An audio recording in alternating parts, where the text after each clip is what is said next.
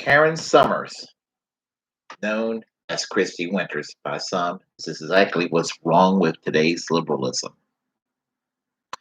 I'm Bernie Bro, and let me explain. If you don't know who Kristi Winters is, I will tell you. She is one of many political commentators that's on YouTube. And on the surface, it seems like I would be okay with her. She certainly seems to embrace a lot of liberal left wing things in her commentaries. And I'm a leftist myself, and I would like to look at somebody who will engage in leftist commentary and say, hey, an ally online. But there's a little bit of a problem. And people are entitled to believe whatever the hell they want to believe. I am a free thinker. I am an individualist, almost to the point that I am a libertarian minus economics. Social libertarian. But I'm certainly definitely a left libertarian. And as I said, a free thinker. I'm not a libertarian, but point I'm trying to make is I am a free thinker and I do believe in individualism, and I'm not one to sit there and to dogmatically judge some people, although I have judged a lot of people on the basis of their ideology. But when it's done in ways that's partisan, no real strong reasonings from my perspective, and just plain out dumb. Like I feel like IQ points have been taken away from me. That's when I feel compelled to respond. This video, and you can see the link below, is entitled "Why I Would Never Vote for Bernie Sanders in the Democratic Primaries." This video came out September 12th last year, to September 12th, 2019. Some of the YouTube commentators I listened to back then did some comments on it, or did a little commentary, and I had a good old time listening to their perspectives. I'm a little late in the game, and Bernie Sanders is pretty much history. But as I said, I feel compelled to have to comment on this because it's a mentality. And I want to discuss the mentality of people in my ideological tribe, whether they're a tepid liberal Democrat or they're in the socialist world like I am, like a democratic socialist, a social democrat, that kind of perspective, or are they an anarcho-syndicalist, or are they, even when we go into the nether worlds of authoritarianism, like Marxist-Leninism, Trotskyism, communism in general, which I'm not. I feel like I have to go and pretty much give my 2 cents worth. And for some people, probably it's worth less than 2 cents, but who knows?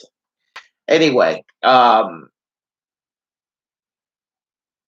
Kristi Winters is one of those folks that, if you watch the video, she seems to be a progressive type, the kind of person that you will run across in groups like Democratic Socialists of America. You would think that she would be the prototype Bernie Sanders supporters in a lot of ways. She's not. She beats up on Bernie Sanders, and she's one of those that, and the stereotype, the type with the NPR announcer voice, the PhD cerebral type, so cerebral to the point where no fucking person in the average world could relate, and very elitist in her approach, and very self-righteous. And honestly, people from the left, right, and center, if you're politically passionate, whatever way you swing, you're going to be self-righteous to a degree. So I am a little out of line to say something about that. But point I'm trying to make is that she's like a lot of supposedly left-wing Democrats, supposedly that shits on Bernie Sanders and shits on the left. And they go with names. They go and accuse Bernie Sanders supporters. And I've mentioned this a million times before, and we hear all the time in the alternative left media and left press about how Bernie Sanders supporters are called Bernie Bros, as if that's some kind of an insult, and they're all a bunch of privileged white millennial kids, and you're just mean to those Hillary Clinton supporters. And now, or this past year, instead of being mean to the Hillary Clinton supporters, they're mean to Kamala Harris and mean to Elizabeth Warren and mean to Amy Klobuchar, and they're just so mean to all these people, and they're so radical and they're so revolutionary and they're their demeanor is so toxic to the whole process and everything in dialogue in this country. And I watching that video and I'm just thinking, and then she beats up on Bernie Sanders for being an independent, entering the Democratic Party. Bernie Sanders was always an independent. However, the politics he advocates supposed to define what it means to be a modern day Democrat, going back to Franklin Roosevelt's New Deal. People like Hillary Clinton that she favors, and people like Kamala Harris, who I found out she supported during the primaries. And I'm sure that when it came down between Joe Biden and Bernie Sanders, she probably uh, decided to go with Joe Biden because she just thinks he's so damn toxic. Never mind that Joe Biden is in a lot of ways is so far to the right as a Democrat that he is almost a rhino Republican, and in my view, even more insufferable in some ways than Hillary Clinton as far as the policies are concerned. Um, Kristi Winters, as I said, she on the surface will sound like a member of DSA, Democratic Socialists of America, and she made a comment about the Democratic Party, aligning it to be like the Social Democrats of Sweden, for which I find that very interesting because the Social Democratic Party of Sweden is significantly further to the left than the Democratic Party here in the United States as it exists. Um, and Bernie Sanders in 2016 and in 2020 ran in the Democratic primaries to try to get the Democratic nomination for president, to try to shift the Overton window politically in this country more like it is in Europe, and to hopefully shift the Overton window in such a way that it will return the Democratic Party back more toward the FDR direction and a little bit further away from the Bill Clinton direction. And aligning it like the Social Democrats, hey, Kristi, that's what Bernie Sanders is trying to do. That's what he was trying to do. I don't know why you can't get that. I mean, he favored I don't know where you stand on these questions, but if you are a DSA type, here with DSA, or you have an ideology that's consistent with Democratic Socialists of America, you should have been supporting Bernie Sanders all along, or at the very least supporting Elizabeth Warren, which I have issues with right now. And I can imagine what you must think of Tulsi Gabbard. Bernie Sanders is trying to get this country to re-examine its priorities and to try to transform America into a normal, functioning Western democracy. Not this corporatist right-wing plutocracy that we live under. Yeah, I know those Western countries that I praise so much with the free medical care and all of that. Yeah, they got corporations, they got businesses, they got stock markets in their country, and they got wealthy people, and they got you got elitists that runs the country and all of that. Um, it's just a fact of life, and I'm not going to say that's what I'm trying to get rid of, what have you. But I mean, as far as me being a socialist myself, I have always been on the reformist side of the equation. I'm not trying to nationalize the means of production. Oh yeah, I think a few industries ought to be nationalized along the levels of how the Labor Party did it in Great Britain after World War II. But point I'm trying to make is, Christy, if you're trying, if you are trying to see a movement that is on par with the Social Democrats of Sweden, or the Labour Party in Norway, or the Parti Socialist in France, Bernie Sanders should have been your candidate. And honestly, anyone other than Bernie Sanders in 2016 or 2020 within the two-party system, they are all less than acceptable. Y'all take a look at that video. It's on the link below. Just click at it and listen to her.